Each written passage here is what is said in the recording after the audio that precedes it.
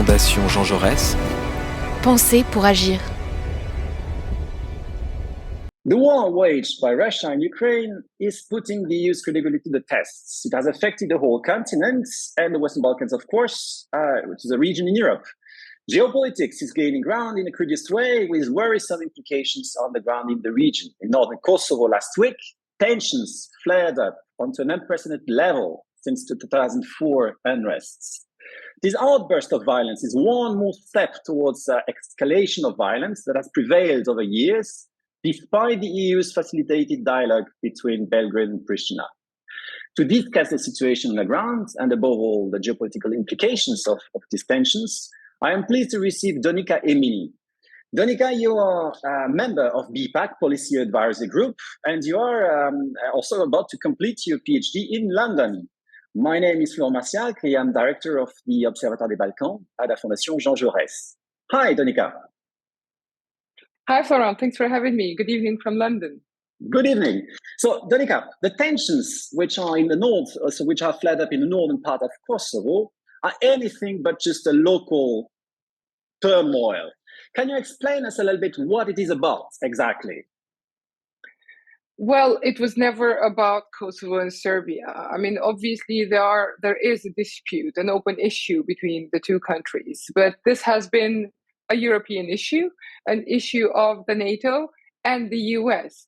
What we see in the Balkans constantly, especially after the war in Ukraine, you mentioned it rightly so, is the fact that we raise the red flags, the next soft spot, security-wise, that would potentially clash Russia, its proxy Serbia in the region, and the West, on the other hand, which is led obviously by the EU and in the US and the KFOR mission in Kosovo. This conflict is merely about Kosovo and Serbia. This is all about geopolitics. And now, more than ever, we are seeing Russia and the West conflicting in a very small region, the northern part of Kosovo. It is not about the four municipalities, it's about testing ground. Because for the first time since the 2000s, when the KFOR mission actually deployed in Kosovo, we have seen wounded KFOR soldiers by the Serbian protests on the ground. And this is very worrying, because imagine a scenario in which KFOR would have responded to the protesters. Imagine how that would look like. It would look like NATO troops attacking on civilians in Europe. That would have been disastrous for the West. And what we see today is something that could have been solved a long time ago in the EU facilitated dialogue between Kosovo and Serbia, but it didn't, because we had an EU that was unable to respond to a growing autocratic regime in Serbia led by Aleksandar Vučić. What we see today, Florent, is something very interesting, because we see the EU and the West actually praising and counting on the stability in the region that Vučić offers. We will talk later about geopolitics, we will talk later about the region in general, but today it is worrying to see what is going to happen in Kosovo, and sort of fearing that we will see not a full-scale military confrontation as we see in Ukraine, because that is very unlikely to happen. But the turmoil, every time it does, every time we have tensions in the north, we kind of elevate the level of violence, which can escalate anytime soon, and it can get out of control very fast. So you explained the situation in Kosovo is about the testing grounds with Serbia here, and then shadow Serbia, you have Russia. Can you tell us, we've seen the Western reactions to these outbursts of tensions that have not been very favorable to Pristina. The EU, France and Germany, who were convening in Chisinau for the EPC summit, have threatened Kosovo of sanctioning. And the US also, which, so as you mentioned, usually supports Kosovo, have seemed to rather sides with Belgrade. It is surprising, as we know, that Belgrade does not apply sanctions against Russia, and it also upholds strong ties to Moscow. Where does the EU stand? What does it seek to achieve right now to face this issue? Well, the simple answer is the EU tries to accommodate the strong leaders for the sake of short-term stability. What happened, Florent, after the Russian invasion in Ukraine is that the West, led by the EU and the US, has hoped for from Kremlin's lack of capacities or political capital or diplomatic capital to actually deal with the Balkans. So they were desperately hoping that in this situation, they will definitely and finally see a pro-West Serbia. And when I say Serbia, I mean Aleksandar Vučić and the political elite in Serbia finally becoming pro-West. So what they're trying to do now is to accommodate anything and everything that this leader wants in order to feel as comfortable as possible politically to make that happen. I mean, if you look at how the EU actually even managed the Kosovo-Serbia dialogue lately, it is because of Vučić and his political unwillingness to actually sign the deals between Kosovo and Serbia that we don't have agreements signed. If you look at, the agreements reached in the last part of 2020 and the ones that Brussels called a huge success in Brussels and in Ohrid, they are not agreements, they are not signed. And they are not signed because Vučić wasn't ready to sign and he didn't want to sign because he continues to increase his leverage and his political weight against the West, towards the West, by keep on dragging feet in the Brussels dialogue. It is unfortunate to have this happening. And it is kind of, surprising because when the agreement in Brussels and Ohrid were signed, Borrell said that we are not in conflict management, mode anymore. Now we are leading the parties and negotiating. But what the problem of the EU is that they sort of keep on using the same strategy, keep on using the same tools, hoping for different results. And that is a failed process, according to me. So all this situation on the ground, it is in a way showing and showcased in the limitations of the EU to finish what they started in 2011, which was an ambition to become an actor in conflict management, in peace negotiations. And that has gone obviously wrong because we are seeing a situation which is worse than in 2011, before the negotiations have started. I might not agree with the way Kurti has managed this situation, but putting the blame and all the pressure on Kosovo to accommodate Vučić not only is unfair to Kosovo, but it also sends a very bad message, for the region, because you send a message to the region, to the regional leaders, that if you are a strong leader, an autocrat, willing to play on geopolitical cards with Russia, China, so be it. You can win everything in relation to the EU, because the EU exposes the biggest weaknesses when it comes to other illiberal external actors.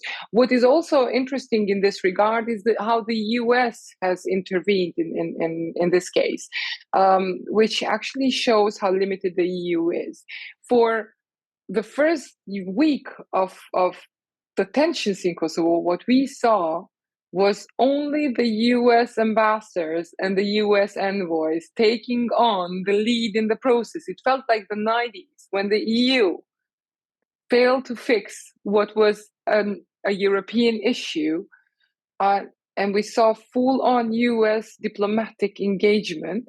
And obviously, what has been traditionally done, especially in the dialogue, US is used to leverage Kosovo and EU to leverage Serbia. So that's why the pressure was predominantly on Kosovo.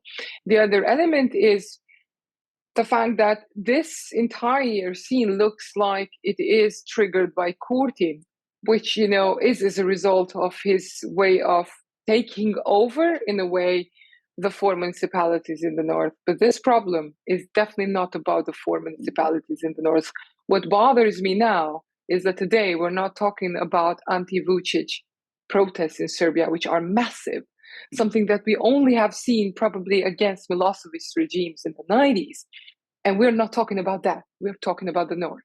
And we are talking about how do we make Vucic stronger. So we need the stability, the artificial stability he offers. Mm-hmm. So by accommodating somehow Vucic in this split between us and Kosovo and Serbia, these tensions, there is this message which is sent, which is very counterproductive. The EU, though, is navigating that side, as you mentioned, and trying to gain this short-term stability, ensure at least that. The escalation has been constant, not only in the past month, you mentioned that, but there has been no improvements deeply of the situation, not only in Kosovo, not only in northern Kosovo, but also in Serbia itself, with this authoritarian backsliding. What would the EU need to do to address the core of the issue and not only navigate at sides? Well, first of all, I mean, if this is a new process, the EU should be, on top of it, and this is the basic thing that the EU can do. I mean, we only saw Macron and Scholz taking over in Chisinau, and that was only when the situation was almost escalating to the point of having another war in Europe. We don't see that, when the EU needs political power to actually solve the issue. We only see that to de-escalate the situation on the ground, which is wrong. So because the EU is responding to a crisis, not leading the process to solve the crisis and prevent it. So this is rule number one. If the EU is really serious about having success in, and fulfill its ambitions in peace negotiations, they have to really complete what they started in Brussels dialogue in 2011. They can't possibly be more successful in Ukraine, Moldova, or Georgia, which is a region full of bilateral issues, and there is an ongoing war, which we don't know how it will shape the region, without having success in Brussels dialogue. This is, also very important for the EU to understand. The EU should not hide behind the US.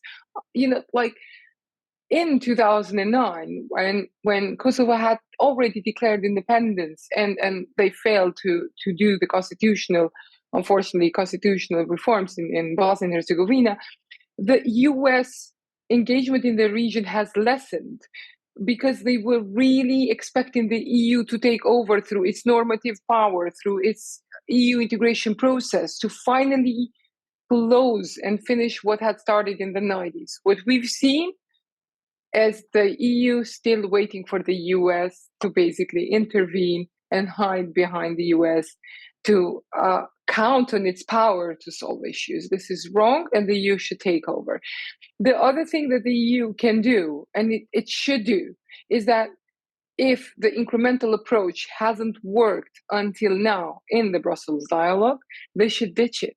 They should, really, if they want to make a breakthrough, especially after these tensions, a breakthrough has to be big and has to be a final deal which is signed, and not a deal which, according to Borrell, opens another negotiation round, which can take up to 10 years. We don't have that time. The region doesn't have that time. And you mentioned that the situation is not improving. It's right. But the situation not only is lacking improvement, it's also regressing. And that's worrying, and not only in Kosovo. Now, it brings me back to the region. We're not having issues in Kosovo only. There is Bosnia, in which everyone and everything is carefully navigating around each other, not to break the fragility of the country internally. We had the elections, last year, and it was already disastrous to see how it was, and unfortunate to see how the situation had been managed. We have the situation in Montenegro. We are really on our toes waiting to see what is going to happen there. And then obviously there is North Macedonia, which is a country devastated exactly by the EU and the way the EU has handled this asymmetry between the more powerful parties and the less powerful party, which has to accommodate everything that, a slightly more powerful party says. So all the region is, in a way, installed with instability pockets. And the EU is juggling between all the potential conflicts, trying to just keep them calm, to maintain the status quo, and not do anything when it comes to democratic reforms. And lastly, the EU, the member states especially, I think the government in Germany has tried to switch, this approach, is that let's try not to focus on Serbia, because focusing on Serbia for so long has only strengthened, its autocratic regime. Let's focus on the other countries which can be a success story. Let's try to build other successful stories that can potentially send a message even to the citizens of Serbia to see that, first of all, we can make it in the region. And second of all, to increase this demand for democracy and reforms, because it is sad to see what is happening in Serbia. The protests that we have seen, they made all of us proud in a way, to see that finally in Serbia, the critical mass is moving, and it's at the right time to do so. Mm-hmm. Thank you, Donika. So avoiding many traps, leading rather than reacting, be ambitious, be more autonomous, be more strategic. These are some of the key messages we could just send. Thank you. Thank you, Donika, for exchanging tonight, and I wish you all the best. Thank you for having me. All the best.